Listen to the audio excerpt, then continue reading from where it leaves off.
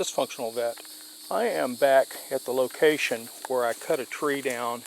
If you remember, I built a saddle rack and I needed some wood. This is a sweet gum tree.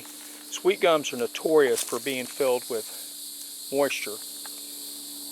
In order to get this thing out of here and down, I had to cut this little pine. I'm getting ready to drag this out and toss it on the sawmill and see what I can get out of it. I've got another tree right back there on the ground. It's big enough to make some posts out of, so I'll be cutting that in a minute, debarking it, and putting it to preserve in Cuprinol. But this is what's left of that tree. Down here on this end, this proximal end, it is probably 10 inches across.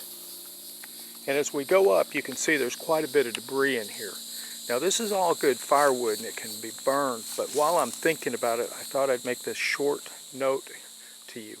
When you cut a tree down and you're planning to use it for firewood, don't delimb it. Leave the limbs on there, because what happens is the tree will lose moisture through the leaves, and that will help the wood to dry out faster and season it. Once the leaves fall off, then you can delimb it, come back, split it, stack it, and be seasoning it now with large surface areas inside the tree.